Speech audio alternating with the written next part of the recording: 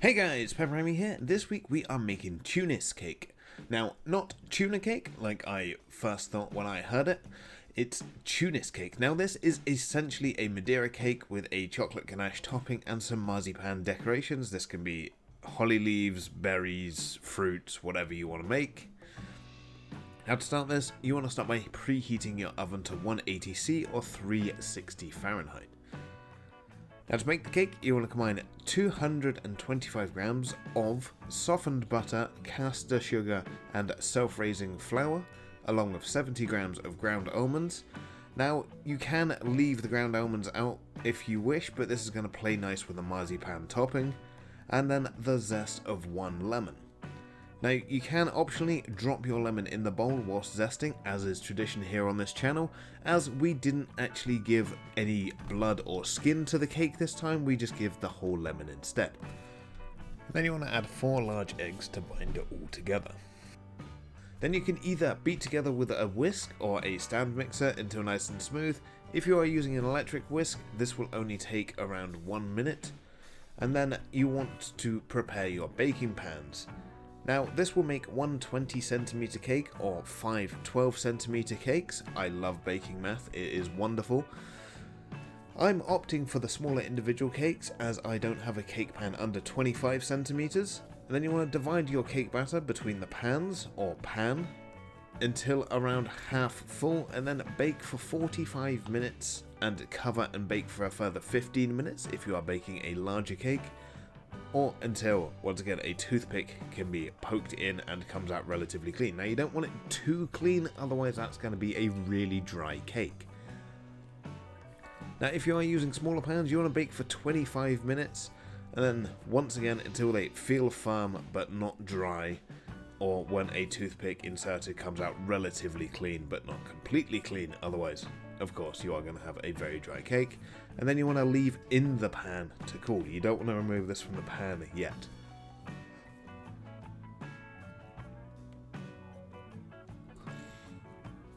Once cooled, you can level the top if desired. Now with these mini cake pans that I've got, they have a removable base, so I found placing a flat lid under the pan to lift the cake up slightly. Then you can use the edge of the pan to guide the knife for a nice even cut.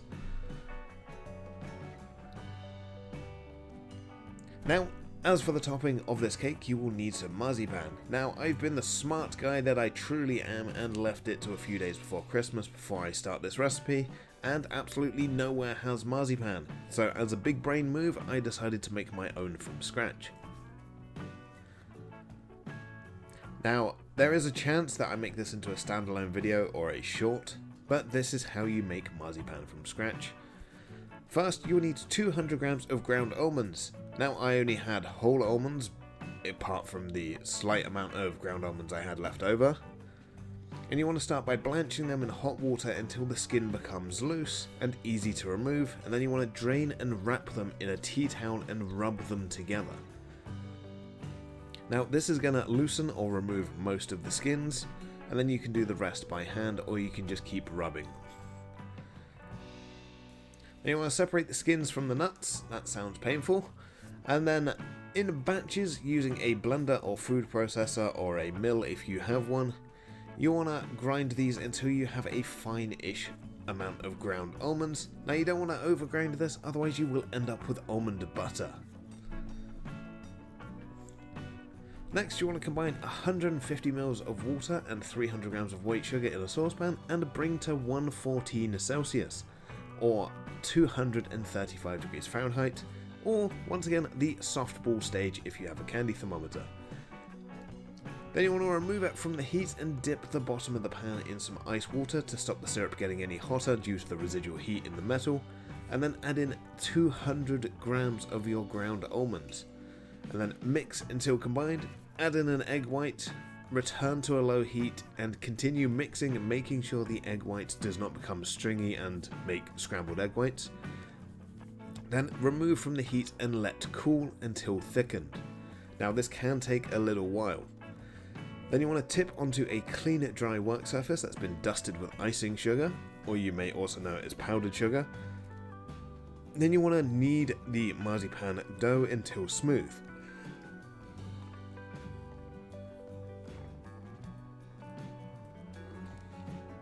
Now you can keep on adding some icing sugar if needed, but you want to keep on going until you have a nice smooth marzipan. Then of course you use it as needed, like you would for normal marzipan. Now this was actually really amazing, and I was actually really pleased that I managed to make something that I enjoy, something that I consume from complete scratch, from total raw materials. Now for this recipe we are making marzipan fruit, but if you have Christmas cookie cutter shapes, you could also just colour the marzipan, roll it out in cut shapes to just simply decorate, or make a wreath out of holly leaves or something. Now, as the last time that I made marzipan fruit, I was in primary school a good 20 years or so ago, I'm going to be keeping mine simple by making oranges and apples. Now for oranges, you want to add a few drops of orange or red and yellow food colouring to approximately 125 grams of your marzipan. Now if it does get sticky because you are adding moisture in, you want to add in a little bit more powdered sugar and then mix until mostly uniform. Now I decided to split mine into 5 rough size balls and then shape into rounds. Optionally, you could gently roll over a grater for a texture on the outside, and as a finishing touch you want to add a clove into the top so the stem goes into the marzipan, and this really does finish the look of the orange. Now the next step is apples. You want to add some red food colouring to 125 grams of marzipan. Now this doesn't have to be a 100% mix, because I kind of actually like the streaky patchy look of the apples, because if you look at apples they've often got a slight discolouring in them, they're not necessarily always purely red, so I think this adds to a more realistic look for the apples anyway. Then once again divide into 5 and then shape into balls. You want to flatten the top and the bottom and make a slight dent in the top and or the bottom if you wish as well, and then place the thicker end of a clove into the top so it resembles the stalk on the apple.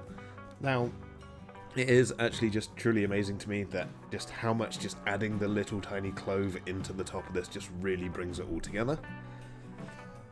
Now of course you can make all sorts of shapes, colours, fruits, anything you want, decorate it how you want. This would be something great for the kids to do as well if you want to get them in the kitchen. And then you just want to place them on a plate until they are ready to use. Now for the ganache topping, you want to pour in 300 ml of cream into a pan and bring to a simmer, but not a boil. And then remove from the heat and add in 400 grams of chocolate broken into small chunks, and then stir until melted and smooth, and then let cool until it is nice and thick, but not set, otherwise it's going to go absolutely everywhere. Once cooled, pour over the top of the cakes, or cake, and then let chill until set. Then once set, top with the decorations and remove from the pan and enjoy. And there you have it, a Tunis cake. Now I made this for my nan as she had a hard time finding a decent one, so hopefully this passes her test and she likes it. Anyway, that wraps up this week's video. As always, if you like what you saw, let me know down below with a like and a comment. If you are indeed new here, feel free to subscribe for free weekly cooking videos. I wish you all a Merry Christmas, and I will see you all again next week. Thanks for watching.